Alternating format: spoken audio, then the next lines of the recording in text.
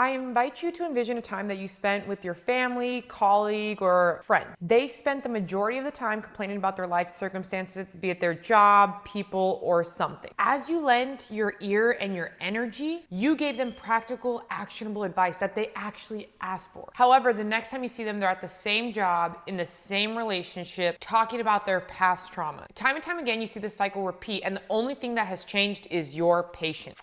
You see, this is a story of my mom and one of her old friends. Let's call her Julie. But we've all had a Julie in our life. I've had many. Every time my mom went out with Julie, she would come home and complain about how much Julie complained. She would spend 45 minutes to an hour decompressing with her children about a grown woman and all the complaining that she did about her kids, about her family, about her life. You see, this isn't a story about somebody that was going through a tragedy and needed support in a moment. This is a story of a woman who, for 30 years, chose to tell herself stories that reinforced her negative beliefs about herself, her family, her friends, and her life. This is the story of a woman who chose for 30 years to identify as the victim. Someone who was a part-time employee and stay-at-home mom in an affluent suburb. This is a story of the most neurotic and menacing of thieves, the energy thief. You see, good implies bad and everything in between, but we become what we practice. You see, Julie's internal monsters created external monsters. Julie's inability to see her beauty, worth, and abilities made her the most menacing of monsters. Her daughter saw her as insufferable, and her husband wouldn't even touch her. Her home in the beautiful suburb felt loveless. But what Julie could not and would not accept is that what she practiced, she would get better at. The stories she had told herself and others were manifesting in her daily life. You see, if enlightenment, or on earth as it is in heaven, is true, then that means you can have peace here and now. And quite frankly, if that's true, the antithesis is true as well. Humans are creators in our natural form. The more you practice, the more of that you get. Julie had watered her seeds of insecurity so much that they bloomed into an abundant oak tree. Those seeds were actually planted by people who abused and traumatized her in her youth. They were valid seeds. These people had traumatized her and abused her in unimaginable ways. But instead of digging out the roots of this problem to get at this problem and kill it once and for all, what she chose to do was water this oak tree constantly. And over 30 years, that tree cultivated into a beautiful and ginormous tree of insecurities. Thus, the oak tree of her misery was fully formed. You see, the key here is not to let people plant seeds in your garden in the first place unless you let them. And if they do plant seeds of insecurity or negativity, sure as heck don't water them. Let it die. You see, people who have huge oak trees are destined to drop a few acorns in your soil. Better said, in your soul, especially if you're close enough. These acorns can be good or bad. However, as the farmer of your life, as the curator, as the cultivator of your own life, it is really important that you stand guard at the gate of your garden. Letting people unconsciously plant seeds in you will manifest in the forest of insecurity, doubts, monsters, fears, whatever you want to call them. The most compassionate thing you can do is help somebody dig out the roots of their trauma. However, Julies are the exception because energy thieves don't want to pull up their roots. They want you to sit with them as they water, cultivate, and fertilize their insecurities. They have no desire to pick up the shovel and dig with you. Instead, as you sit and dig, exhausting your energy, they're sitting in the chair next to you, watering this tree, throwing some fertilizer on it.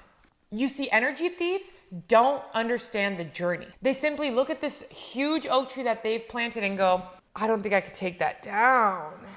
Not realizing that simply not watering their insecurities and not cultivating these plants is the first step. Then from there, they can dig one shovel at a time to get to the root of the issue. Meaning we need to understand who planted these seeds in us. And when we understand who planted the seeds in us, we realize that those people that planted seeds in us had that same seed planted in them. And this has been going on for generations and generations and generations. This is just the new iteration.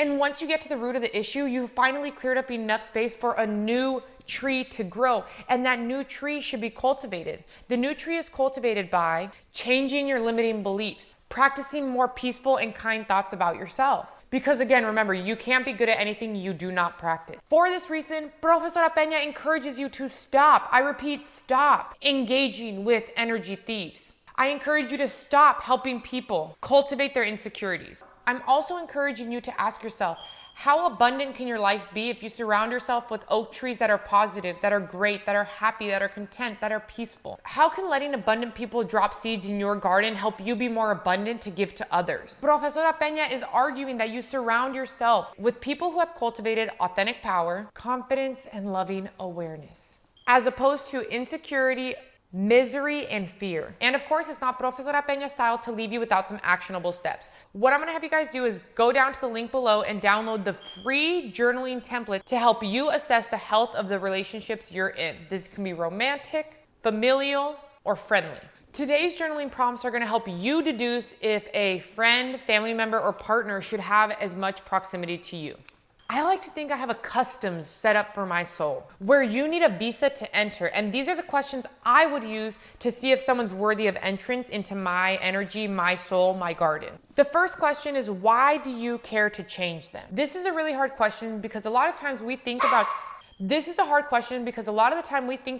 how great it would be if somebody would change for us, when really what we should be changing is ourselves. The next question to ask yourself is, why do I think I know better than anyone else? We are all a speck of sand in the universe, spinning until we literally die. So why do you think you know better than someone else about how they should live their life? The next question is, why is it hard for you to love people as they are? If they are this or that, why can't you love them? Why can't you understand that somebody planted that seed in them and not have hate for them, but have compassion? Compassion is another form of love. Why can't you have that for them as they are today without you changing? The next question, this one hits home and this one hits hard in your chest, and it's gonna be like, ugh. If you don't admire them as they are, why do you surround yourself with them? I know that one hurt. I know, I'm sorry. Now, maybe they're family or friends or whatever, and they've been around for a long time, but we in society have this idea that forever is a good thing. That if you're friends with someone forever, that's good. And honestly, it's not. People serve their purpose. And when they're done serving their purpose in your life, it's okay to invite them out. If they're not helping you grow, they're not helping in your evolution, and they don't deserve a seat at the table. So then the next question is, why don't you invite them out of your life? Now, you don't need to be mean and cut them off completely or be like, I don't want to talk to you anymore because your vibe sucks. We're just letting people naturally fade away and not adding to that relationship as much as we used to. The next question is really, really good. The next question is, how could you use the energy that you're giving and providing to them on yourself to make yourself the person you want to be, to cultivate your highest form, to help in the evolution of humanity? You see, these are the questions designed to help you, just like I helped my mom, dissolve friendships with people that aren't enhancing your energy, and by extension, lowering the energy of others around you. Because every time my mom went to hang out with this energy thief, she would come back and trauma dump on us, her children, to decompress out of that situation, which in reality was reinforcing my ideas of this person, reinforcing my mother's ideas of this person. And when we see other stories, when we see other people, we see ourselves in them. That's how we are made. We are all one. So when we see ourselves in them, we turn to those moments, we turn to those people, and we slowly become them. So stop. I repeat, stop hanging out with energy thieves. And on that note, guys, thank you so much for being here. Thank you to everyone that has subscribed. I really, really appreciate it. I love this community and how it's growing. Make sure to honor your becoming because I'm honoring it for you. Take care.